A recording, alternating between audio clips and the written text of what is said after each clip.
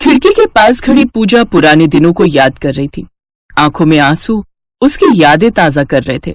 Mummy papa, Rohit भैया, आप सबकी बहुत याद आती है। आप सबसे मिलने का बहुत मन करता है। आप नहीं जानते, मैं अखिल के साथ बहुत खुश हूँ। अखिल जी मुझे बहुत प्यार करते हैं। मैं जानती हूँ मैंने आप लोगों की मर्जी के खिलाफ जाकर अखिल जी से शादी की थी, पर अब तो मेरी शादी को 2 साल हो गए हैं। पर पिछले 2 सालों में आपने मेरी एक बार भी खबर नहीं ली। जब तक आप मुझे नहीं बुलाएंगे मैं खुद मायके कैसे आ जाऊँ? अखिल से शादी के बाद तो मायका भी अपना नहीं रहा। तभी अखिल आ जाता है।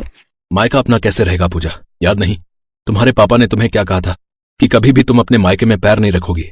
वो तुमसे सारे रिश्ते तोड़ चुके हैं। इन 2 सालों में कभी भी किसी ने तुम्हारी सुध नहीं ली।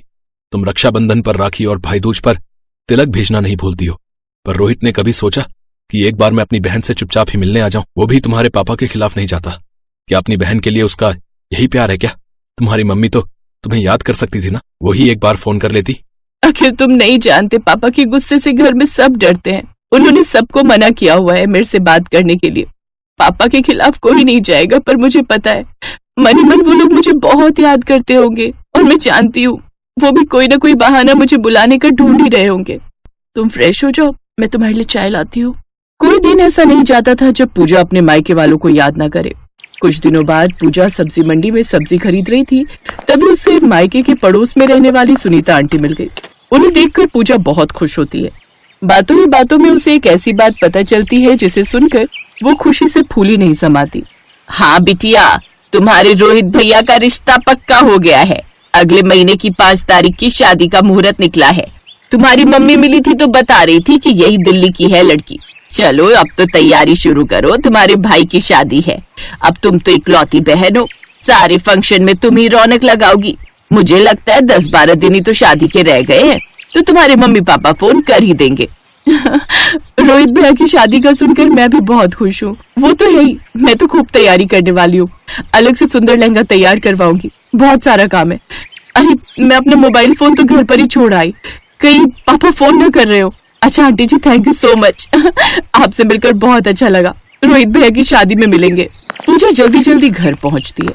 उसे लग रहा था कि कहीं मम्मी पापा या रोहित की मिस्ड कॉल ना आ गई हो। क्या हुआ पूजा, तुम बाजार गई थी? हाँ, वो मेरी सहेली है ना काजल, उसके पापा का लहंगों का बड़ा शोरूम है। रोहित भैया की बारात में पहनने के लिए लहंगा सेलेक्ट करने गई थी। मैंने पसंद कर लिया है, सोचा एक बार तुम देख लो तभी खरीद लूंगी।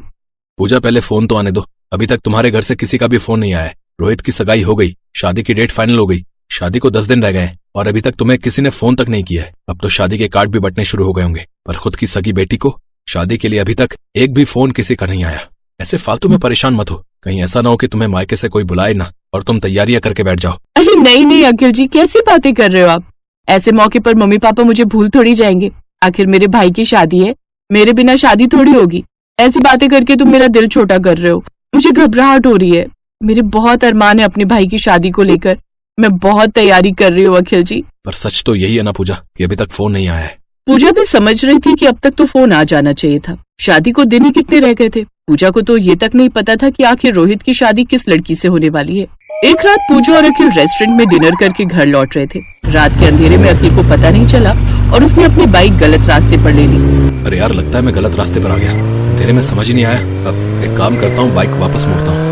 ध्यान से अखिल जी, बहुत सुनसान गली है। मुझे तो बहुत डर लग रहा है। यहाँ पर ज्यादा घर भी नहीं है। थोड़ा तो ध्यान रखो, कितना अंधेरा भी हो रहा है। बचाओ बचाओ, कोई है? ये तो किसी लड़की की आवाज है, लगता है कोई मुश्किल में है। हाँ, आवाज तो सामने उस टूटे हुए घर में से आ रही है। वो देखो, वो लड़की को 2 बदमाश पकड़ कर ले जा रहे हैं। बचाओ बचाओ। ओए बाइक को पीछे मोड़ ले, यहाँ खड़ा हो गया क्या तमाशा देख रहे हैं? अबे मेरी मदद कीजिए, ये दोनों गुंडे मुझे पकड़ कर ले जा रहे हैं। ये दोनों कॉलेज टाइम से मेरे पीछे पड़े हुए थे। ये लड़का जबरदस्ती मुझसे शादी करना चाहता है। छोड़ मेरा हाथ, छोड़। जब लड़की मना कर रही है तो जबरदस्ती क्यों कर रहे हो? अच्छा तू बीच में बता बे, वरना यही के यही ढेर कर दूंगा, समझा? मुझे ढेर करेगा तू? जानता नहीं है मैं कौन हूँ? जिम में तेरे जितने वजन के तो मैं डंबल उठाता हूँ। अखिल अच्छे खासे कद काठी का था। दोनों बदमाशों को वो अकेला ही पीट देता है और दोनों बदमाश लड़के वहाँ से भाग जाते हैं। थैंक यू सो मच, आज आपने मेरी जान बचा ली। अब सब ठीक है अखिल, हमें इन्हें घर तक छोड़ देना चाहिए। अब हाँ, तुम ठीक कह रही हो। पूजा और अखिल पूनम को उसके घर तक छोड़ देते हैं। रोहित जी, आज पूजा दीदी और अखिल जीजू ने मेरी जान बचाई है।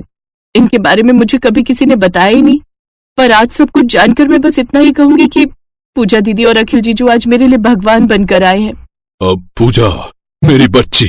पूजा, मेरी बच्ची, कितने दिनों बाद तुझे देख रही हूँ। पूजा, थैंक यू सो मच। मैं तुम्हें हमेशा याद करता था। पापा को कई बार कहा कि तुम्हें फोन कर लें, तुमसे मिलने। माँ, आप लोग तो मुझे अभी भी शादी में नहीं बुलाने वाले थे ना। आप लोग तो मुझसे सारे रिश्ते नाते तोड़ चुके हो। वो तो आज अनजाने ही पूनम से हमारी मुलाकात हो गई, वरना मैं तो अपने भाई को सेहरा बांधते हुए भी नहीं देख पाती। पूजा की आंखों में आंसू देखकर सब रो पड़ते हैं। सब कुछ ठीक हो जाता है, सारे मनमुटाव खत्म हो जाते हैं। पड़ोसन सुनीता आंटी की बात सच हो गई। अपने भाई की शादी में सबसे ज्यादा आगे आज पूजा ही थी। आज शादी के बाद पहली बार उसे महसूस हुआ कि उसे अपना मायका फिर से मिल गया।